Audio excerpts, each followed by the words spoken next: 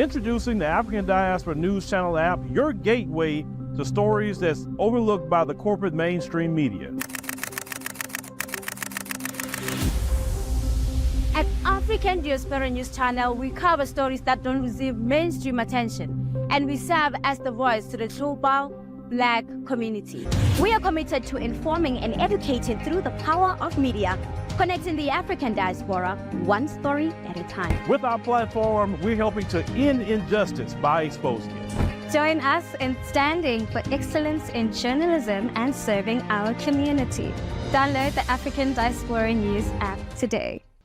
It has been reported that young Nigerian and African women were sent to Russia under the guise of work school program, apprenticeship, and scholarship, only to be forced to work in factories building suicide drones used to war against Ukraine.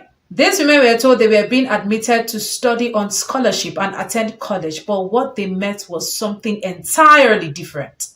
According to an article released on the 16th of June 2025, it says the President Tinubu's government is quietly sending Nigeria's high school graduates to a suicide drone factory in Russia in the guise of scholarship. According to them, the Ministry of Education in Nigeria released an ad seeking high school graduates interested in joining a vocational training project at Alabuga Polytechnic College in Russia. Let's watch this video. Where a scholarship scandal has left people baffled. Young citizens were promised a future in tech. Instead, they were taken to a war factory, that too in Russia. The scam unfolded under the guise of scholarship. It started with an advertisement. It promised education and vocational training. Young Nigerians were promised a better life, and a few lucky applicants got in. They received a letter, air tickets, and off they went to the Russian Alabuga Special Economic Zone. When they arrived, a different reality struck them. They were asked to work inside drone factories in hazardous conditions, and in some cases there was no pay at all. These drones were the same ones being used in the Russian war against Ukraine.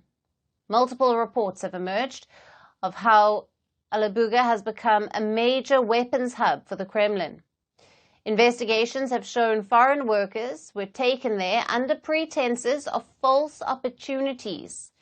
So many of the Nigerians who got there were forced into assembling war machines.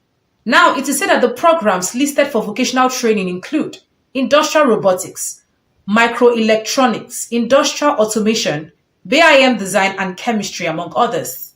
And Alabuga is known to be one of the largest and most successful special economic zone of industrial and production type in Russia. A 2025 Global Initiative Against Transactional Organized Crimes report revealed that over 300 women between 18 to 22 years were recruited from around the world, mostly from Africa and Latin America, allegedly under the guise of a work-study program, and ended up working in the drone factories in Alabuga. Now, to fill an urgent labor shortage in wartime Russia, the Kremlin has been recruiting women aged 18 to 22 from places like Uganda, Rwanda, Kenya, South Sudan, Sierra Leone, and Nigeria, as well as South Asian country of Sri Lanka. Now, this is not the first time a news like this is coming up. Voice of Africa published an article on this last year, October 10th last year, 2024. Business and Human Rights Resource Center also published an article last year, November 2024. Now, this is a serious allegation, but it's not the first time it's coming up. So what do we say about that? Is it just a coincidence? And according to reports, Ukraine targets these factories, leaving young women brutally injured. I ask again, is this just a speculation? Why are our young women, young girls, being recruited to make suicide drones in Russia? And of course, the Russian government has debunked the claims, stating that it is not true. But this is not the first time you hear of something like this.